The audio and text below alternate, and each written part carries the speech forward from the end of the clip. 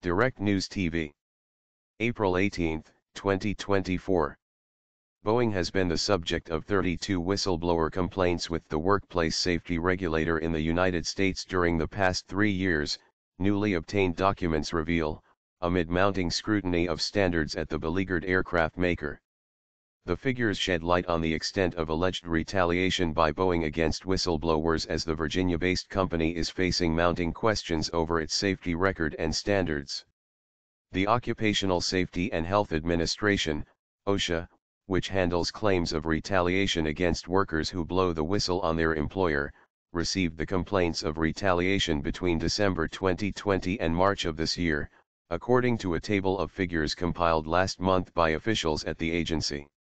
The documents, obtained exclusively by Al Jazeera via a Freedom of Information request, do not provide details of the alleged workplace violations or alleged retaliation by Boeing in each case. However, 13 of the complaints were filed under a statute that protects whistleblowing related to aviation safety. 15 of the complaints were filed under a statute related to workplace safety, 2 were filed under the category of fraud, and 1 related to the control of toxic chemicals. Apart from monetary restitution being awarded in 2 cases, all of the complaints where an outcome was specified were closed without the agency taking action, according to the figures. The most common reason for OSHA closing a complaint, cited in 7 cases, was the whistleblower failing to make a report within the specified time frame, which ranges from 30 to 180 days. Among other reasons for finalizing a case with no action, OSHA also cited lack of jurisdiction and lack of cooperation from the complainant. 5 cases were still being investigated or pending assignment. The list of complaints is not necessarily exhaustive, as there is a range of U.S. agencies that handle whistleblower complaints related to aviation, including the Federal Aviation Administration, FAA, and the National Transportation Safety Board, NTSB. The documents also show that OSHA launched a review of the case of John Barnett, a former Boeing employee and whistleblower, after he was found dead last month from a suspected self-inflicted gunshot wound. At the time of his death, Barnett was appealing OSHA's dismissal of a 2017 whistleblower complaint with a higher adjudication body.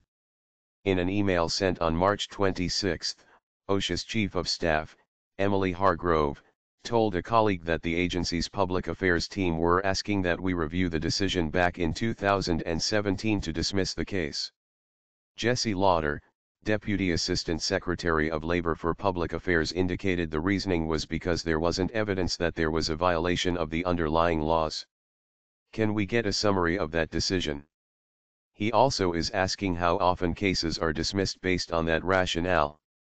They also are asking if we made any safety and health issue referrals to FAA out of this complaint, Hargrove wrote. The outcome of OSHA's review of the case is not referenced in the documents and remains unclear. OSHA did not respond to requests for comment. Boeing said that safety was a top priority for both its workers and passengers on its aircraft. For more than a decade, Boeing has had a safety initiative called Go 40 that aims to eliminate all workplace injuries. Over that time, we've reduced serious injuries by 26% and recordable injuries by 62%, and we continue to make progress, a spokesperson said in a statement. Boeing takes seriously all complaints from employees, including those made to OSHA related to workplace safety. We cooperate with OSHA to respond to and address all issues, and we continue to encourage all Boeing employees to raise safety concerns.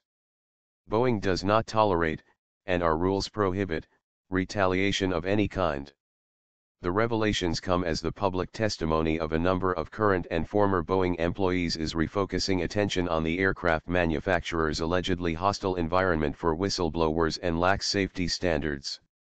At a U.S. Senate committee hearing on Wednesday, Boeing engineer Sam Salihpour testified that he had been threatened for raising concerns about gaps between key sections of the 787 Dreamliner.